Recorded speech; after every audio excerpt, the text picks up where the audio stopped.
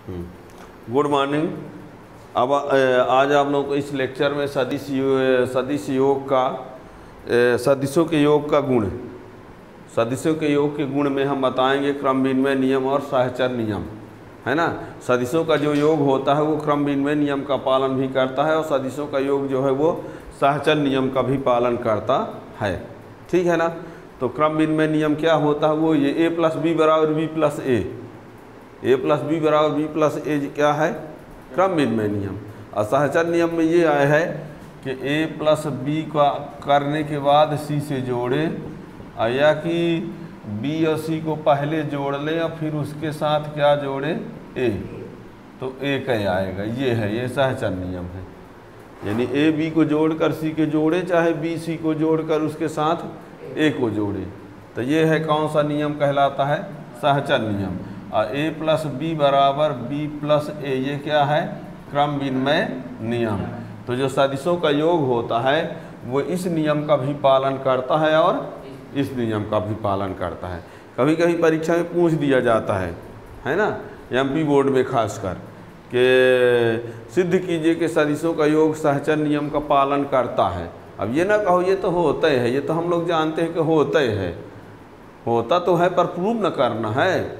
Exam में आएगा तो ये प्रूव करना है, तो थोड़ी कह दोगे ये तो होता है, हैं।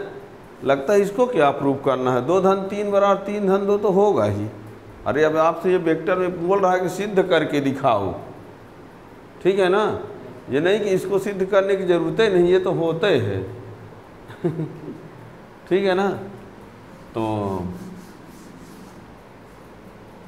यहाँ है सदिश योग के गुण, सदिश योग के गुण। तो उसमें पहला नंबर है सदिशों का योग क्रम विनिमय नियम का पालन करता है। सदिशों का योग क्रम विनिमय नियम का पालन करता है।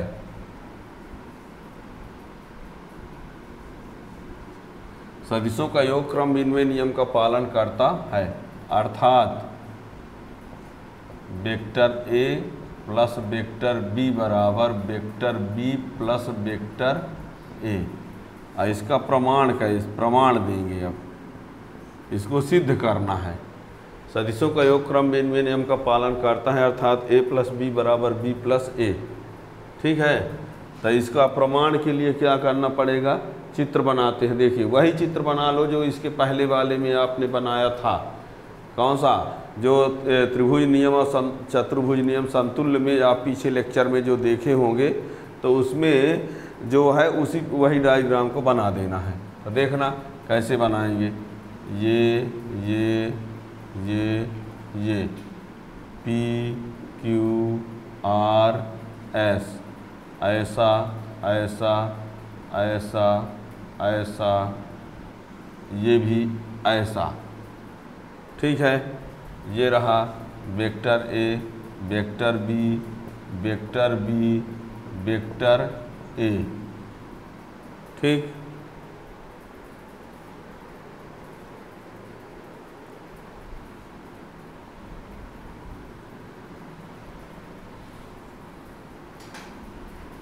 लिखते हैं यहाँ पर, मान लिया P Q R S एक समांतर चतुर्भुज है जिसकी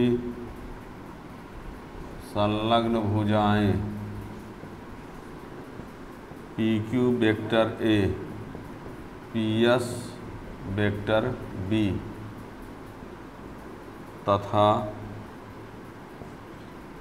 कटान बिंदु से जाने वाला विकर्ण PR है। आप चाहो तो PR बराबर वेक्टर C है, लिख सकते हो इतना। मान लिया इसको, देखिए ये ले लेते हैं, ये वेक्टर C, ठीक।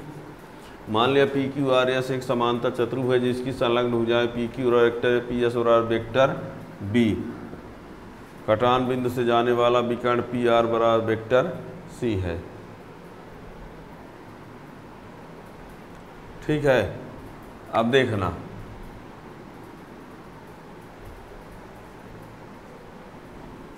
यहाँ भी ये भी लिखे देते हैं पी क्यू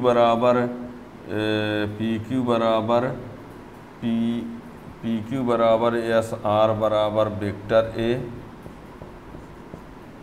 तथा यहाँ पर पी एस बराबर क्यू आर बराबर वेक्टर बी।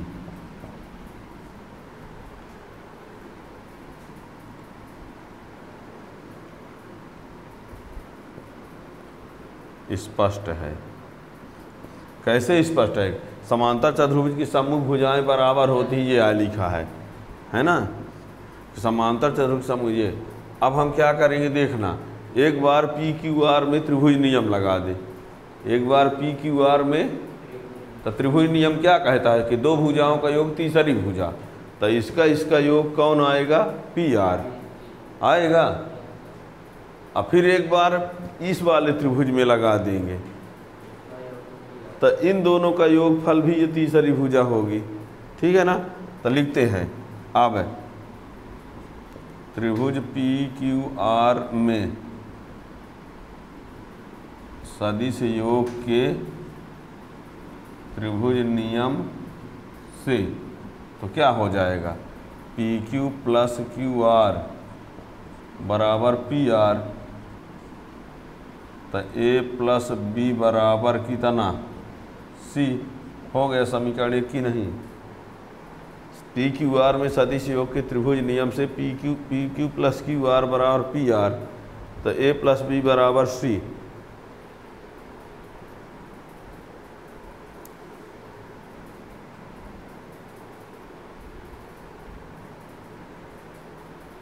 ए प्लस बी बराबर सी। ठीक है ना। अब इसी प्रकार त्रिभुज पी एस आर में, इसी प्रकार त्रिभुज पी एस आर में सदिश योग के त्रिभुज नियम से, पी एस आर में सदिश योग के त्रिभुज नियम से, तो इसमें क्या होगा? P S plus S R बराबर पी आर, तो पी एस यानी बी और ये ए इक्वल टू सी, ये समीकरण 2। अब बताओ समीकरण 1 में क्या है? ए प्लस बी बराबर, और समीकरण 2 में क्या है? है ना। तो जब दायां पक्ष बराबर है तो बायां पक्ष भी, तो लिख दो समीकरण 1 व 2 से ए प्लस बी बराबर बी प्लस ए। ठीक है ना। ये समीकरण में आया कि ए प्लस बी जो है उसी के बराबर है, और उस समीकरण में ये आ रहा है कि बी प्लस ए इसी के बराबर है। इसका अर्थ हुआ कि दोनों क्या हुए? बराबर हुए। यानी सदिशों का योग जो है वो क्रम विनिमय नियम का पालन करता है, ये सिद्ध हो गया।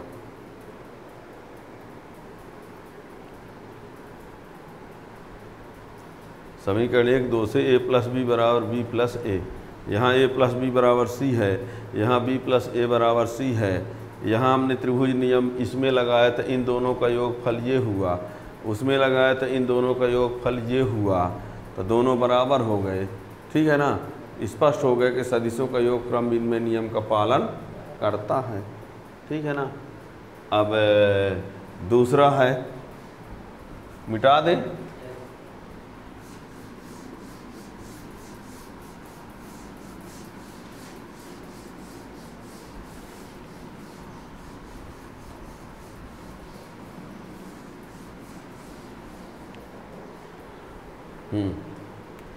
दूसरा ये है सदिशों का योगफल सहचर नियम का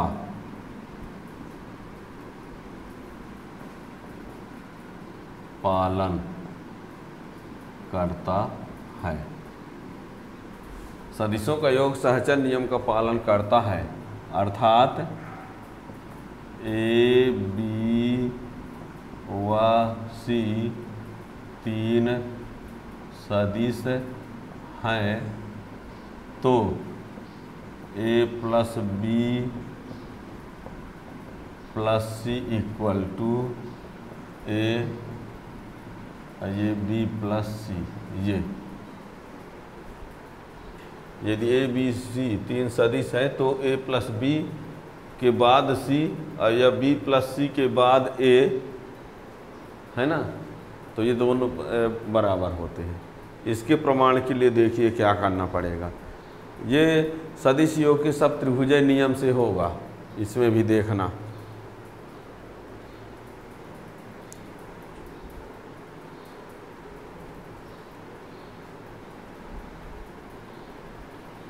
अब चित्र बनाते हैं, देखना।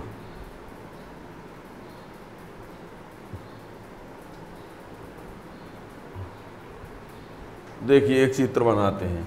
ये मान लेते हैं वेक्टर ए है, क्या है ये, इसको मान लेते हैं ये है वेक्टर बी, ठीक है।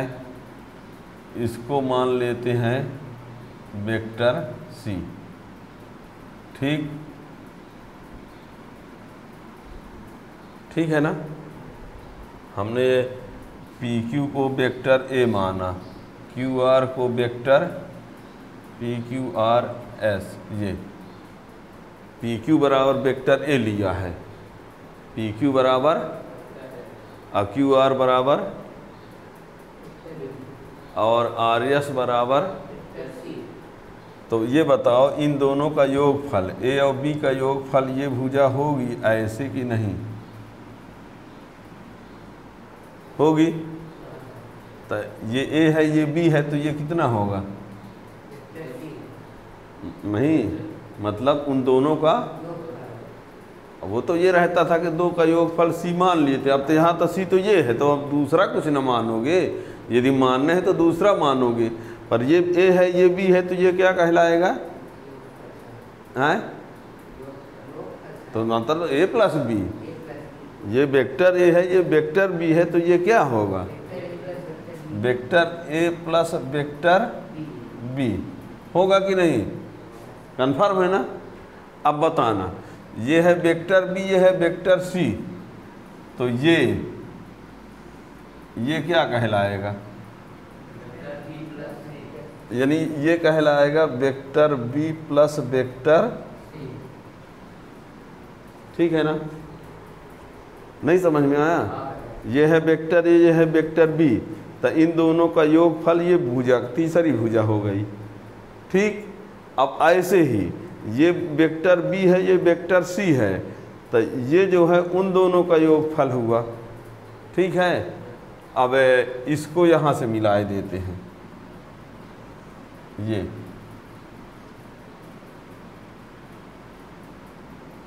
ये सब यहीं पर आके मिले हैं, ठीक है ना।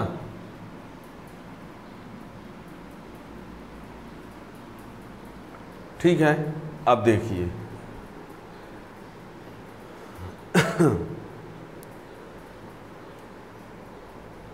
देखिएगा ये वेक्टर ए है ये वेक्टर बी है तो ये क्या बना है, एक प्लस बी। ये वेक्टर बी है ये वेक्टर सी है तो ये क्या बना, वेक्टर बी प्लस सी, ठीक है। अब सोचिएगा यदि हम मान लीजिए त्रिभुज पी क्यू एस की बात करें, किसकी, ध्यान देना, पी क्यू एस की बात करें तो इसका और इसका योगफल कौन होगा, मतलब किसका किसका योगफल, हाँ पी क्यू और प्लस है क्यू एस बराबर पी एस। अब पी क्यू का मान कितना है और क्यू एस का, तो क्या मिला आपको, ये ना मिला वेक्टर ए और ये B plus C equal to P S आया ना, आया? यही ना कह रहे हो आप लोग कि दूसरा कुछ कह रहे हो? यही ना कह रहे हो। पी क्यू एस की बात करेंगे तो ये P Q plus Q S बराबर पी एस। अब पी क्यू कितना है? ए है, और क्यू एस कितना है? B plus. हो गया इतना। अब यदि हम पी आर एस की बात करें, किसकी का बात करें? सबको मिटा दो, पी आर एस भर को देखना। किसको? तब P R plus R S, P R plus R S बराबर होगा। त्रिभुज की तीसरी भुजा होगी वही। अब पी आर का मान कितना है? ऐसा है, ऐसा है ना। और आर एस का इक्वल टू क्या? अब बताओ, ये दोनों पी एस हैं, दोनों बराबर हैं, तो ये भी क्या होंगे? तो वही तो सिद्ध तो हो गया है। त्रिभुज नियम भल लगाना है 4 बार।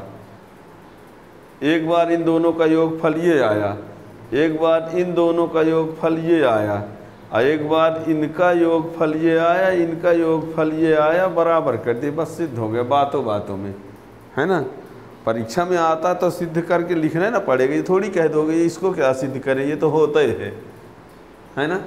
तो चित्र बन गया ना? जल्दी बनाओ, थोड़ा बहुत टाइम ना ले।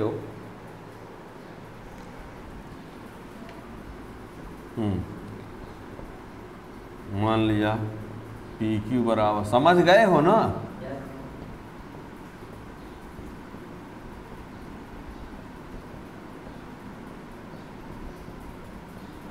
सी है। मान लिया पी क्यू बराबर वेक्टर ए, क्यू आर बराबर वेक्टर बी, आर एस बराबर वेक्टर सी है।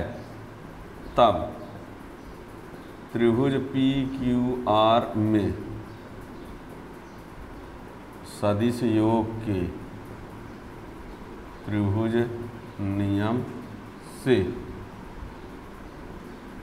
P Q plus Q R बराबर पी आर, यानी ए प्लस बी बराबर पी आर, ये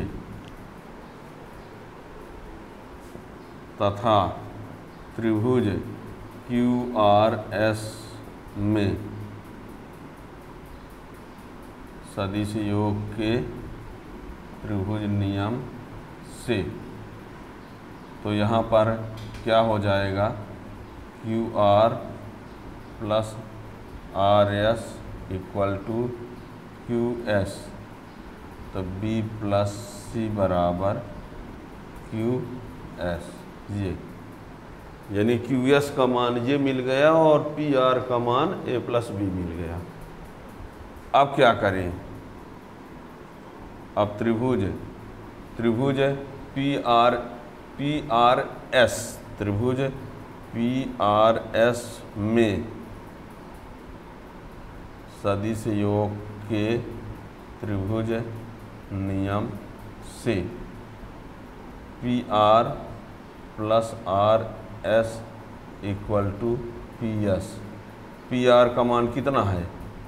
ए plus B plus C equal to P S, समीकरण number 1। तथा त्रिभुज पी क्यू एस में त्रिभुज नियम से P Q plus Q S equal to P S. P Q यानी A, Q S B plus C equal to P S, ये रहा। ये समीकरण 1 में इनका योगफल बराबर ये 2,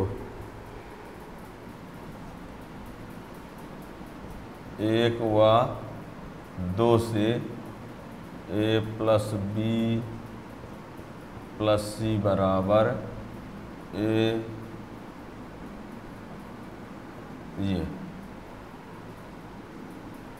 यही सहचर नियम है, यही